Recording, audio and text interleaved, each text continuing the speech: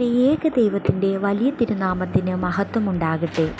2024 മർത്തമറിയം വനിതാ സമാജം കേന്ദ്ര പരീക്ഷയ്ക്കായി തയ്യാറെടുക്കുന്ന ഏവർക്കും ഈ യൂട്യൂബ് ചാനലിലേക്ക് ഹാർദമായ സ്വാഗതം.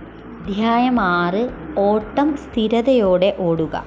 എബ്രായർ ലേഖനത്തിൻ്റെ അവസാന അധ്യായങ്ങളിലേക്ക് നാം കടന്നു വരികയാണ്.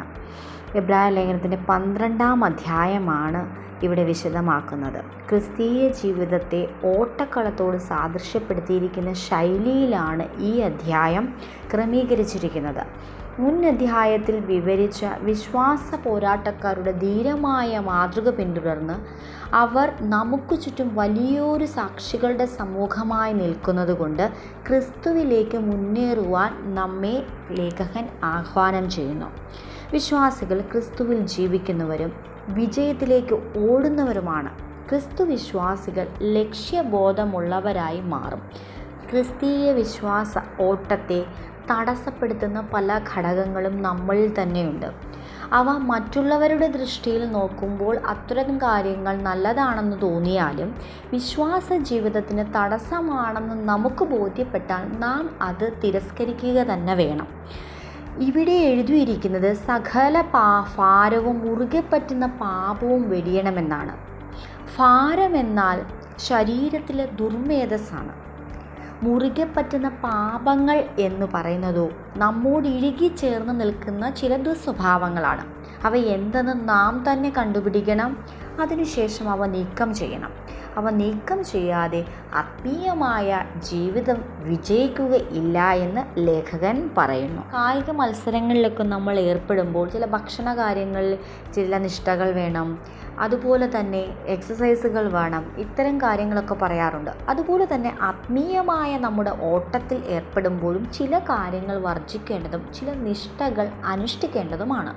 സ്ഥിര നിശ്ചയത്തോടെ ഓടണമെന്നാണ് ഈ അധ്യായത്തിൻ്റെ പ്രധാനമായ ആഹ്വാനം.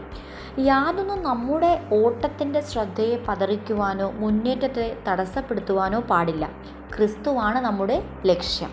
അവൻ നമ്മുടെ വിശ്വാസത്തിൻ്റെ നായകനും പൂർത്തി വരുത്തുന്നവനുമാണ്.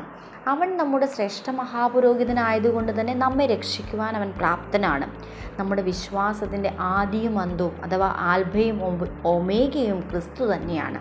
യേശുവിനെ നോക്കുക എന്ന് പറയുന്നതിലൂടെ ക്രിസ്തു മനുഷ്യനായ ഭൂമിയിൽ ജീവിച്ചു, ക്രിസ്തു മരണമനുഭവിച്ചു, കർത്താവിൻ്റെ വലതുഭാഗത്ത് ഇരിക്കുന്നു എന്ന് നാം കണ്ടു കഴിഞ്ഞു. അപ്പോൾ അത്തരത്തിൽ ഒരു പൂർണ്ണ മനുഷ്യനായി ക്രിസ്തുവിനെ നോക്കുക എന്നതാണ് ഇവിടെ അർത്ഥമാക്കുന്നത്. പോരാട്ട ജീവിതത്തിൽ നമ്മെ ദുർബലപ്പെടുത്തുന്ന പല ഘടകങ്ങളുമുണ്ട്. അതിനെ അതിജീവിക്കുവാൻ ഒരു വിശ്വാസിക്ക് കഴിയണം. കഷ്ടങ്ങൾ സഹിച്ചും മരിച്ച ഉദ്ധിതനായി വിജയിച്ച ക്രിസ്തുവിനെ മുന്നിൽ കണ്ടുകൊണ്ട് വേണം നാം ക്രൈസ്തവ ജീവിതത്തെ മുന്നോട്ട് നയിക്കുവാൻ. ബാലശിക്ഷ പുത്രത്വത്തിൻ്റെ ലക്ഷണമാണ്. എപ്രകാരമാണെന്ന് നമുക്ക് നോക്കാം. രക്ഷിക്കപ്പെട്ടവരെല്ലാം ദൈവമക്കളാണ്. അവരുടെ ജീവിതത്തിലുണ്ടാകുന്ന പ്രയാസങ്ങളെ ആത്മീയ അനുഗ്രഹങ്ങളാക്കി മാറ്റുവാൻ ദൈവത്തിന് സാധ്യമാകും. അതിനാണ് ശിക്ഷണം നമുക്ക് വേണ്ടത്. ശിക്ഷണം നൽകുന്നത് ക്രിസ്തുവിൻ്റെ ശിക്ഷണം നല്ല ഉദ്ദേശത്തോടെയാണ്. ദൈവം തൻ്റെ മക്കളെ ശിക്ഷിക്കുന്നത് നീതിഫലമുള്ളവരാക്കുവാനാണ്. അത് നീതി എന്ന സമാധാന ഫലമാകുന്നു. നീതിയും വിശുദ്ധിയുമുള്ള ജീവിതം നയിക്കുവാൻ നമ്മെ പ്രാപ്തരാക്കുന്നു. അത് നമ്മെ ദൈവത്തോട് മത്സരിക്കാതെ അവൻ്റെ വചനം അനുസരിക്കുവാൻ കഴിയുന്നവരാക്കുകയും ദൈവരാജ്യത്തിൻ്റെ അനുഭവക്കാരാക്കുകയും ചെയ്യും. കർത്താവിൻ്റെ ശിക്ഷ നിരസിക്കുന്നവർക്ക് ഈ അനുഗ്രഹങ്ങൾ ലഭിക്കുകയില്ല. കഷ്ടതകൾ ദൈവഹിതമാണെന്ന് അംഗീകരിച്ച് കീഴടക്കുമ്പോൾ തൽക്കാലം വിഷമമൊക്കെ തോന്നും. എന്നാലും നിത്യമായ ഒരു ആത്മീയ അനുഗ്രഹങ്ങൾക്ക് അത് കാരണമാകും. അതുകൊണ്ട് നമ്മൾ സഹിക്കുന്ന ലഘുവും താൽക്കാലികവുമായ ക്ലേശങ്ങളൊക്കെ സാരമില്ല എന്ന് കണ്ട് നാം ജീവിക്കണം. ക്രിസ്തീയ ജീവിതത്തെ ഓട്ടക്കളത്തോട് സാദൃശ്യപ്പെടുത്തിയിരിക്കുന്ന ശൈലിയിൽ എഴുതിയിരിക്കുന്ന എബ്രായ ലേഖനം. എബ്രായർ 12-ാം അധ്യായം. ഭാരങ്ങൾ എന്നതുകൊണ്ട് അർത്ഥമാക്കുന്നത് എന്ത്? ശരീരത്തിലെ ദുർമേധസ്. മുറുകെ പറ്റുന്ന പാപങ്ങൾ എന്നതുകൊണ്ട് അർത്ഥമാക്കുന്നത് എന്ത്? നമ്മോട് ഇഴുകിച്ചേർന്ന് നിൽക്കുന്ന ദുസ്വഭാവങ്ങൾ. എബ്രായർ 12-ാം അധ്യായത്തിന് ലേഖകൻ നൽകുന്ന പ്രധാന ആഹ്വാനം സ്ഥിരനിശ്ചയത്തോടെ ഓടണം. യേശുവിനെ നോക്കുക എന്നതുകൊണ്ട് അർത്ഥമാക്കുന്നത് എന്ത്? പൂർണ്ണ മനുഷ്യനായി തൻ്റെ ദൗത്യം വിജയകരമായി നിർവഹിച്ച കർത്താവിൽ വിശ്വസിക്കുക. നല്ല ഉദ്ദേശത്തോടെ ദൈവം നമുക്ക് നൽകുന്നത് എന്ത്? ശിക്ഷണം. നമ്മുടെ വിശ്വാസത്തിൻ്റെ ആൽഫയും ഒമേഗയും എന്താണ്? യേശുക്രിസ്തു. ദൈവം നമുക്ക് ശിക്ഷണം നൽകുന്നത് എന്തിന്? നാം നീതിയും വിശുദ്ധിയും ഉള്ളവരായി ദൈവത്തോട് മത്സരിക്കാതെ അവൻ്റെ വചനം അനുസരിക്കുവാൻ കഴിയുന്നവർ ആകുകയും ദൈവരാജ്യത്തിൻ്റെ അനുഭവക്കാരാകുകയും ചെയ്യുന്നതിനു വേണ്ടി.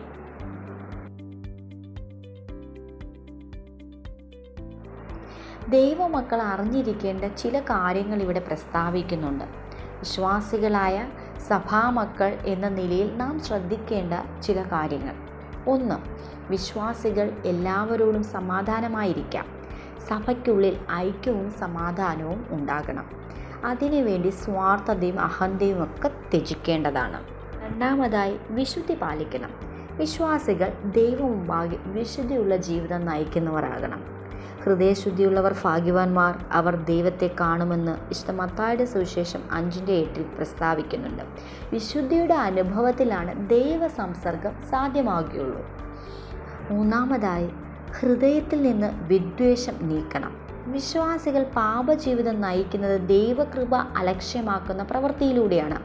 മറ്റുള്ളവരെ പോലെയുള്ള വിദ്വേഷ മനോഭാവം അവർക്കും മറ്റുള്ളവർക്കും ദോഷം ചെയ്യും. അതുകൊണ്ട് ഹൃദയത്തിൽ നിന്ന് വിദ്വേഷം എടുത്തു കളയണം. അവസാനമായി നല്ല മാർഗത്തിൽ അഥവാ സന്മാർഗത്തിൽ വളരുക. ദൈവമക്കൾ ലോകത്തിൽ ജീവിക്കുന്നുവെങ്കിലും അവർ ലോകത്തിനുള്ളവരല്ല. അവർ ഏശാവിനെ പോലെ ജഡത്തിൻ്റെ താൽക്കാലിക സംതൃപ്തിക്ക് വേണ്ടി ആത്മീയ മൂല്യങ്ങൾ നിസാരമായി കരുതി പാപത്തിന് അടിമകളാകരുത്. ആദിജാതൻ എന്ന നിലയിൽ ഏശാവ് തൻ്റെ ശ്രേഷ്ഠാവകാശം വിറ്റത് താൽക്കാലികമായി ജഡത്തിൻ്റെ ആവശ്യങ്ങൾക്കും സംതൃപ്തിക്കും വേണ്ടിയായിരുന്നു നാം കാണാം. അത് സനാതനമായ ആത്മീയ മൂല്യങ്ങളെയും പദവികളെയും നഷ്ടപ്പെടുത്തുന്നതിന് തുല്യമാണ്. ഇവിടെ പാപക്ഷമ ലഭിച്ചാലും മൂല്യങ്ങൾ നഷ്ടമായത് തിരിച്ചു പിടിക്കുക പ്രയാസകരമാണ്.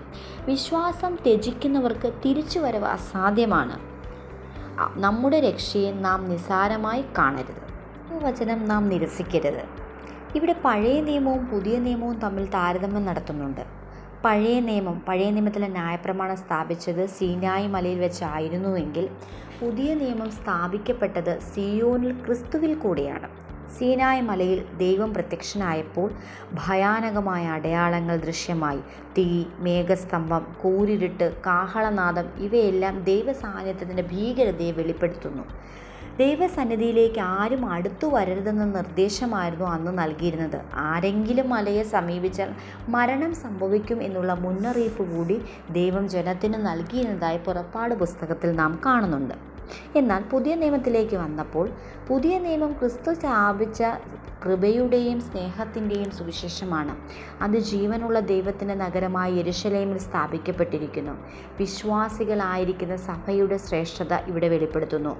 വീണ്ടെടുക്കപ്പെട്ടവർ സമ്മേളിക്കുന്ന ഒരു വിശുദ്ധമായ സ്ഥലമാണ് സ്വർഗം. പുതിയ നിയമത്തിൻ്റെ മധ്യസ്ഥനായ ക്രിസ്തു നമുക്ക് വേണ്ടി ക്രൂശിൽ സഹിച്ച മുറിവുകളോടുകൂടി അവിടെ പക്ഷവാതം ചെയ്യുന്നു. അവൻ്റെ ശബ്ദം കേൾക്കുന്നവർ ഐഹികമല്ലാത്തതും ഇളകാത്തതുമായ ദൈവരാജ്യത്തിൻ്റെ അവകാശികളാകും. അതുകൊണ്ട് ക്രിസ്തുവിനെ ശ്രവിക്കുകയും അനുസരിക്കുകയും ചെയ്യുക. ഇളകാത്തതും ഉറപ്പുള്ളതുമായ ദൈവരാജ്യമാണ് നമ്മുടെ പ്രത്യാശയും ലക്ഷ്യവും.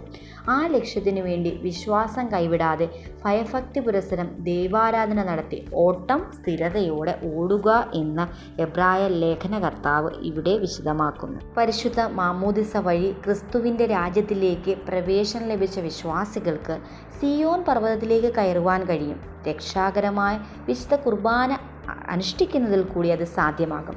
വിശുദ്ധ കുർബാന ഏറ്റവും വലിയ സ്തോത്ര അർപ്പണമാണ്. അതിൽ കൂടി നാം ദൈവത്തിന് സ്വീകാര്യമായ ആരാധന സമർപ്പിക്കുന്നു. അതുവഴി ദൈവരാജ്യത്തെ നമ്മുടെ ഇടയിൽ നമുക്കും സ്വീകരിക്കുകയും ചെയ്യാം. ഏവരും ദൈവരാജ്യത്തിന് അവകാശികളായി തീരട്ടെ. ഏവർക്കും ആശംസകൾ. ദൈവമക്കൾ അറിഞ്ഞിരിക്കേണ്ട കാര്യങ്ങൾ. വിശ്വാസികൾ എല്ലാവരോടും സമാധാനമായിരിക്കുക, സ്വാർത്ഥതയും അഹന്തയും ഇല്ലാതാക്കുക. വിശ്വാസികൾ ദൈവമുൻപാകെ വിശുദ്ധിയുള്ള ജീവിതം നയിക്കുക. ഹൃദയത്തിൽ നിന്ന് വിദ്വേഷം നീക്കുക. ദൈവമക്കൾ സന്മാർഗത്തിൽ വളരുക. സീനായ് മലയിൽ വെച്ച് സ്ഥാപിച്ചത് എന്ത്? പഴയ നിയമം, ന്യായപ്രമാണം. പുതിയ നിയമം സ്ഥാപിക്കപ്പെട്ടത് സിയോനിൽ ക്രിസ്തുവിൽ കൂടെ. സീനായ് മലയിൽ ദൈവം പ്രത്യക്ഷപ്പെട്ടപ്പോൾ ദൃശ്യമായ അടയാളങ്ങൾ തീ, മേഘസ്തംഭം, കാഹളനാദം, കൂരിരുട്ട്. ക്രിസ്തു സ്ഥാപിച്ച കൃപയുടെയും സ്നേഹത്തിൻ്റെയും സുവിശേഷമേത്? പുതിയ നിയമം. ജീവനുള്ള ദൈവത്തിൻ്റെ നഗരം യെരൂശലേം. വീണ്ടെടുക്കപ്പെട്ടവർ സമ്മേളിക്കുന്ന വിശുദ്ധ സ്ഥലം സ്വർഗം.